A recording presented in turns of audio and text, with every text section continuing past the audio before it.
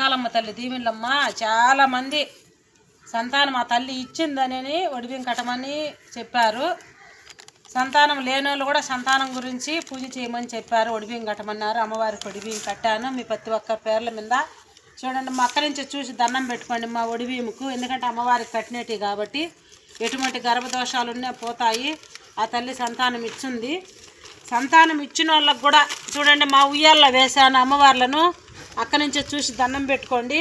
చాలా సత్యమైన తల్లి అంటే సత్యమైన తల్లిమ్మ. ఏ ఇబ్బంది లేదు. సంతాన దోషం ఎటువంటిదైనా సరే పోతుంది. ఆ తల్లి సంతానం ఇస్తుంది. చూడండి మా కన్నదీపం కూడా పెట్టాను. అక్కడి నుంచే చూసి ఆరతి తీసుకోండి.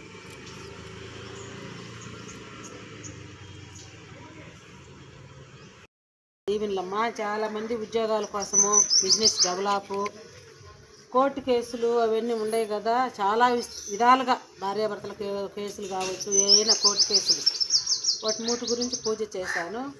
మీకు మీ కుటుంబాలకు ఆ తల్లి ఆ ప్రాబ్లం అనేది తీర్చాలనే చేశాను. ఉద్యోగాలు రావాలి, బిజినెస్ డెవలప్మెంట్ బాగుండాలి, కోర్టు కేసులు బాగుండాలని అక్కడి నుంచే చూసి దండం పెట్టుకోండి. చాలా అంటే చాలా సత్యమైన తల్లి. చూడండి ఎటువంటి దోషాలన్నీ పోవాలని కన్న దీపం కూడా పెట్టాను. అక్కడి నుంచే చూసి దండం పెట్టుకోండి.